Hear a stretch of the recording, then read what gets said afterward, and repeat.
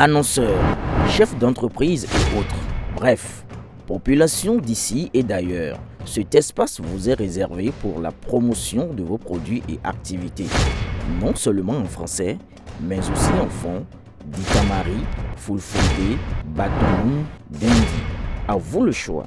Pour en savoir plus, veuillez nous contacter au numéro suivant 97 64 79 91 ou 97 17 51 36. Il va être pris en photo, voilà, on le voit là. Donc il est surpris, il semble se diriger vers le paparazzi, c'est un paparazzi. Puis finalement, il va dans un van et après le restaurant, il retourne dans la boîte de nuit. Deuxième soirée dans la boîte de nuit levée. Toujours privatisée. Et cette fois, visiblement, le propriétaire de la boîte a, entre guillemets, sélectionné des participants et des participantes. C'est-à-dire que soit les mêmes que la première soirée, je ne sais pas, mais en tout cas, c'est lui qui a fait le casting. Voilà. Après cette soirée, Mbappé va vers son hôtel qui s'appelle l'hôtel Bank dans Stockholm. Voilà. Ce qu'on ne sait pas exactement, c'est si la jeune femme, la jeune plaignante, je vais décorréler tout ça, à ce moment-là, est dans la mouvance de Mbappé. Pourquoi elle arrive là? Comment elle arrive là? Il y aura des caméras de vidéosurveillance qui seront analysées pour savoir ce qui s'est passé. Mais donc, ce qui se passe, c'est que le lendemain, le vendredi, pendant que Mbappé, lui, part en Corse, toujours en jet privé, l'après-midi, cette jeune femme se présente à l'hôpital, va dans un service spécialisé dans les femmes victimes de violences, notamment sexuelles, et elle va porter plainte, soit le vendredi, soit le samedi. Voilà.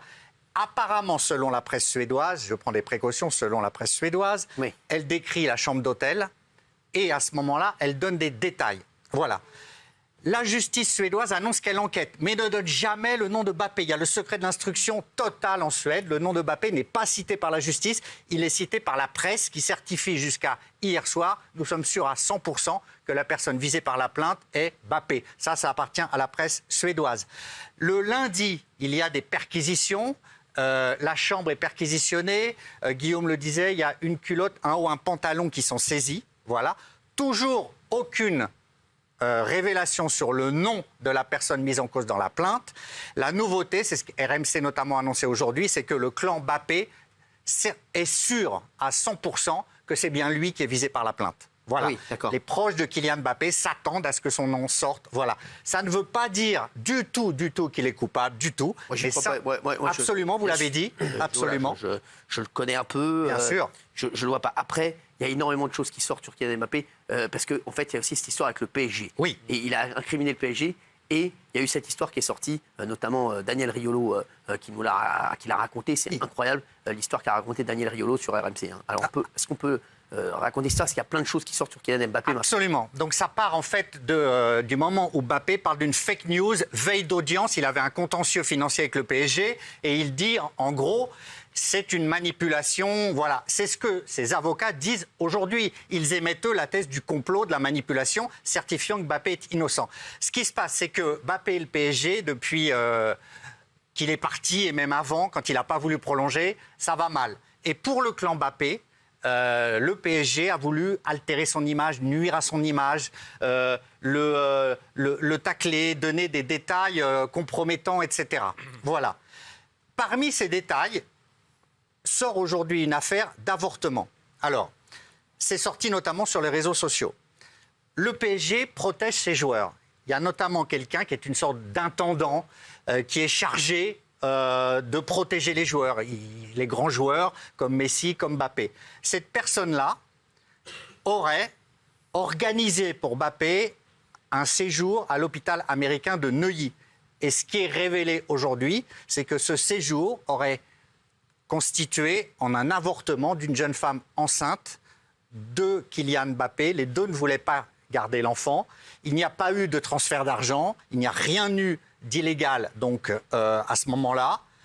Mais ce que reproche le clan Mbappé, c'est que ça sort aujourd'hui. Je suis d'accord avec eux. Exactement. Je suis d'accord avec le clan Mbappé. Ça n'a rien à voir avec l'affaire. Rien à voir. Et comme par hasard, ça sort aujourd'hui, ce qui semble accréditer la thèse d'informations qui sortent sur lui pour lui nuire et qui touchent à sa vie privée. C'est pas du tout le PSG. J'ai pas dit ça. Hein. J'ai dit qu'il y a un faisceau, absolument. Donc il y a plein d'informations qui sortent aujourd'hui, comme si Mbappé avait perdu le fil, était moins protégé et que tout pouvait se dire aujourd'hui, alors que c'est resté secret pendant de longs mois. Vous avez des infos, Géraldine? C'est juste que cette histoire d'avortement qui serait avérée éventuellement, voilà.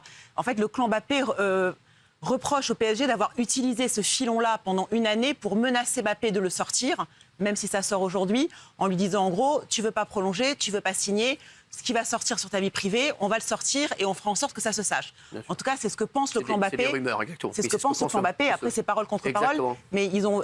Voilà, l'intimidation et le harcèlement, ça fait partie de ça aussi dans le clan Mbappé. Voilà, moi je crois plus le PSG là-dessus, en tout cas. Voilà, et en tout cas, on va voir ce que risque Kylian Mbappé, en tout cas pour cette histoire en Suède. En tout cas, Kylian Mbappé a posté une story il y a 4 heures. Il dit on continue à travailler. Il s'entraîne à Madrid. À s'entraîner, et il n'a pas l'air d'être touché par cette affaire, je pense, moi. Il doit être très touché. Voilà. Et quoi? Il doit être très touché. Il est touché, mais il n'a pas l'air inquiet. Exactement. Donc voilà, ça veut il est touché, bien entendu, mais il n'a pas l'air inquiet. Son avocate non plus. Voilà, donc, le Real le soutient pour le moment. Exactement. Moi, je vous le dis, je le redis. Regardez la vidéo de Mohamed Eni qu'il a postée. Je suis exactement dans la même lignée que Mohamed Eni.